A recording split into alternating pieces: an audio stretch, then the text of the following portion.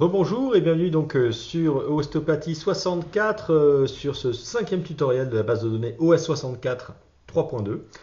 Aujourd'hui je vais vous présenter donc comment faire une lettre pour le médecin ou pour un collègue ou pour un kiné ou quoi que ce soit avec lequel vous voudriez communiquer pour communiquer donc la progression ou informer un thérapeute vis-à-vis d'un certain patient. Ok, parfait. Donc on avait vu la partie dans le tutoriel précédent, toute la partie traitement.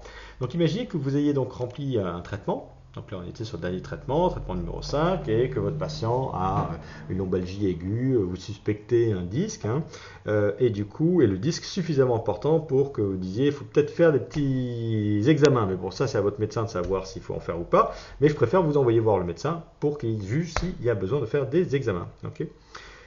Alors, tout simplement, ce que vous allez faire, c'est que vous allez sélectionner à partir juste en dessous du motif de consultation. C'est à vous de voir, je vous conseille de faire ça. Voilà. Vous sélectionnez, hop, avec le petit trait, ce serait pas mal. Et vous allez jusqu'en bas du diagnostic, par exemple, ou jusqu'en bas du traitement, en fonction de ce que vous voulez mettre, etc. Très bien, vous sélectionnez ce texte-là, et vous allez cliquer sur ce bouton, lettre docteur. Je clique. Et en faisant ça, du coup, on a donc créé cette lettre pour le médecin. Donc vous avez vu qu'ici, il y a automatiquement le nom du médecin traitant qui s'inscrit, le nom du médecin traitant que l'on avait rentré dans le patient admin, Charles Lupin, le docteur Marc,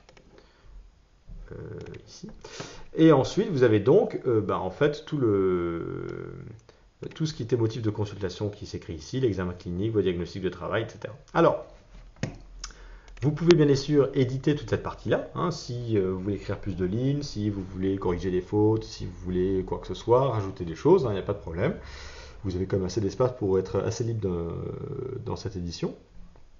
Et ensuite, vous voyez qu'ici, il y a trois petits boutons, informative, autre et référé. Je ne sais pas si ça vous dit quelque chose, mais on avait vu ça dans le premier tutoriel, en fait, par rapport à la partie information thérapeute. Alors, il y a un petit raccourci ici, hop, infothérapeute. Et là, on va tomber sur ces trois petites cases, lettre informative, autre ou référé. Vous voyez qu'on est sur les mêmes informatives, autre, référé. Et du coup, quand vous cliquez sur informative, ça réécrit ce que vous aviez mis ici, que vous avez complété dans information thérapeute. Autre, ça va donc remplacer par la seconde case. Et référé, c'est si vous pensez qu'il faut référer le patient à son médecin. Même chose, vous pouvez éditer ça si vous avez autre chose à écrire ou à rajouter. Voilà, ça vous permet de conclure votre lettre un peu plus rapidement. Une fois que c'est fait, vous cliquez sur impression, vérifiez bien que c'est bien l'enregistrement actif que vous allez imprimer, et vous cliquez sur imprimer, et c'est fait. Et vous avez donc créé votre lettre pour le médecin. C'est aussi simple que ça. Alors, si vous voulez faire une lettre, non pas pour le médecin traitant, mais pour un collègue ostéopathe ou un kiné ou un podologue, quoi que ce soit, il faut donc modifier l'adresse qui est écrite ici. Alors, ce que vous allez faire, c'est tout ça, c'est que vous allez cliquer sur le dossier fichier médecin.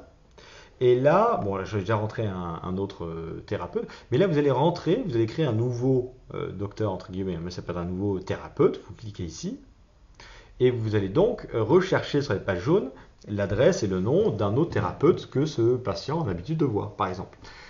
Afin que vous lui disiez ce que vous avez fait comme traitement, le tenir informé de la chose, ou un podologue par exemple, ce genre de choses. Voilà. Une fois que vous avez créé le fichier du thérapeute, vous faites un petit clic gauche pour être certain sur le fond d'écran, pour être certain que ça valide tous les champs. Et ce que vous faites ensuite, c'est que vous allez sur lettre docteur. Et là, vous allez pouvoir, en cliquant sur ce bouton-là, copier-coller la référence 5 en fait. Poc. Et là, donc, ça écrit toute la lettre au nom de Monsieur Delfino, qui est donc l'ostéopathe de ce patient-là. Voilà, et même chose, ensuite vous imprimez, voilà, pas de problème. Voilà, écoutez, qu'est-ce que je peux dire d'autre? On va revenir dans la partie traitement. Si vous voulez juste voir si vous aviez écrit une lettre ou non, ou à qui vous aviez écrit des lettres, même chose, vous pouvez rechercher là où vous avez marqué un petit symbole oui. Donc vous pouvez cliquer sur rechercher.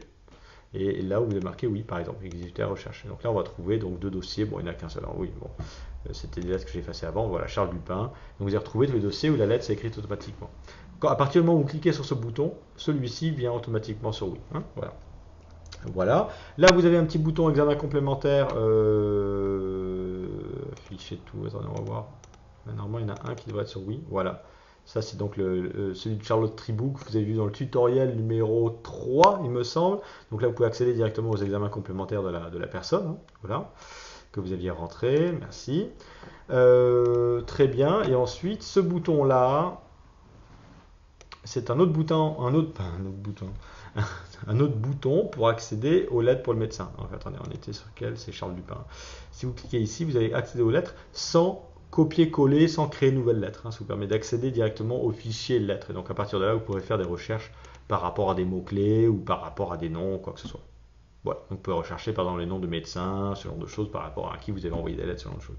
Voilà, bah écoutez, ça c'était donc la fin de ce tutoriel qui est, voilà, on a donc terminé ce 5e tutoriel. Avec ces 5 tutoriels et à peu près peut-être 40 minutes de tutoriel, vous savez utiliser toute la base de données à 80% en fait. Hein. Et déjà, vous pouvez enregistrer les informations d'un patient, associer un nom de médecin, vous allez pouvoir faire tout ce qui est dossier médical, créer des traitements, faire des facturations, faire la comptabilité et tout ce qui va être écrire une lettre au médecin. Et en fait, grosso modo, ça y est, vous avez ça va être l'utilisation que vont avoir la plupart des gens, rien que sur base de données.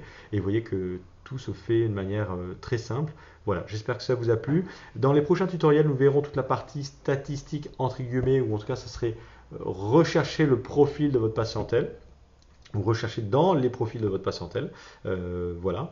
Il y aura toute une partie qui sera aussi faite sur comment sélectionner et faire des newsletters à vos patients de manière très efficace. Et qui va vous économiser beaucoup d'argent vraiment. Et ensuite, qu'est-ce qu'il va y avoir d'autre?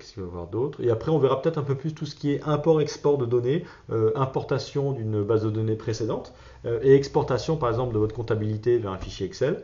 Ça peut être assez intéressant. Et après, un autre tutoriel sur tout ce qui va être sécurité des données, notamment la création d'un mot de passe. Voilà. J'espère que ça vous a plu et n'hésitez pas à regarder les prochains tutoriels ou les tutoriels précédents sur OS 64 version 3.2. Je vous remercie, passez une bonne journée.